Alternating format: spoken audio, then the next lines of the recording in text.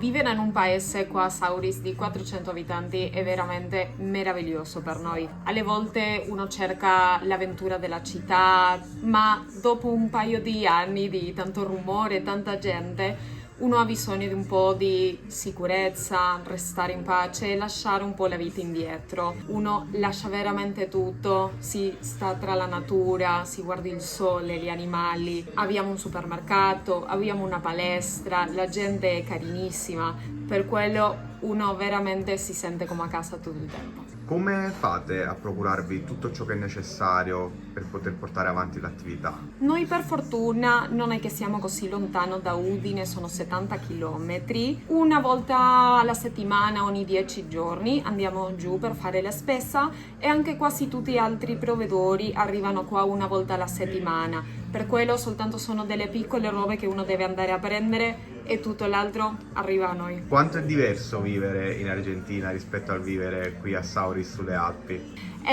Noi che siamo dalla Patagonia, diciamo che la natura è simile per le montagne, le laghi, ma siamo un altro paese. Si sente un po' delle nostre radici italiane, veramente, perché abbiamo cose simili, ma dopo la sicurezza che uno trova in questo paese, come ci sono i rapporti, sempre il benvenuto e uno veramente sta tranquillissimo qua nel paese, non ha delle preoccupazioni, dello stress che forse sì uno trova nelle città più grandi d'Italia, ma qua in tutta la zona del Friuli veramente è una vita diversa. Giornata spettacolare qui a Sauris, ma io direi di partire dall'inizio. Ore 10:30 è il momento di partire direzione Sauris, un paese di 400 abitanti.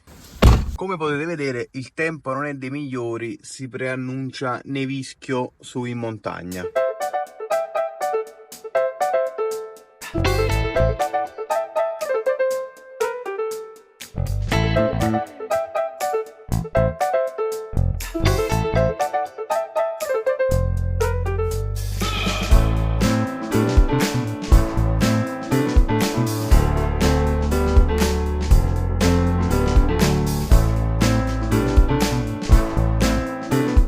Come potete vedere bisogna alzare le spazzole alle macchine perché altrimenti poi si ghiaccia tutto. Ragazzi, comunque la montagna è una scoperta meravigliosa. Guardate qui che spettacolo. Strani mezzi di locomozione e dove trovarli. Qui siamo a 1399 metri d'altezza sul livello del mare. Guardate qui, la nebbia sta praticamente oscurando tutto il paesaggio. Presumo che tempo mezz'ora non si vedrà più niente. Mi piacerebbe potervi mostrare le stelle che io vedo, purtroppo è molto difficile, e ve lo dico perché Sauris è uno dei posti col minor inquinamento luminoso d'Europa e quindi nelle belle sere col cielo sereno si può vedere benissimo il cielo stellato. Ragazzi, che dire, giornata meravigliosa questa domenica d'inverno a Sauris, è letteralmente uno spettacolo. Questo tipo di giornate ci fa veramente chiedere se non abbiano ragione loro a vivere in un paese di 400 abitanti,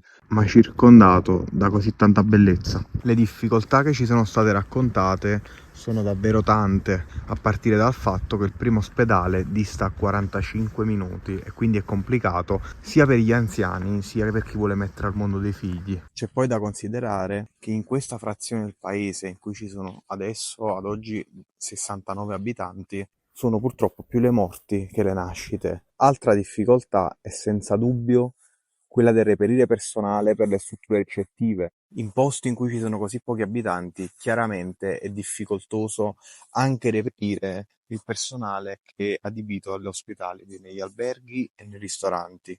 Comunque devo ammettere che la zona è incredibilmente servita dagli autobus, sia regionali che garantiscono il servizio, sia stranieri, come in questo caso. E anche per quanto riguarda le scuole la situazione non migliora, perché con lo spopolamento gli studenti sono costretti ad andare anche a 20-30 km lontano per poter studiare per strade tortuose di montagna. La domanda finale che mi sorge spontanea è se non si possa fare di più. Fare di più per rendere più attrattivi questi posti che sono meravigliosi per i giovani, creando le infrastrutture giuste dove possibile. Mi chiedo quindi se ai giovani interesserebbe investire un pezzo della propria vita qui a fronte di un impegno da parte delle istituzioni di far sì che questi posti abbiano tutte le infrastrutture possibili per una vita normale. Ciao!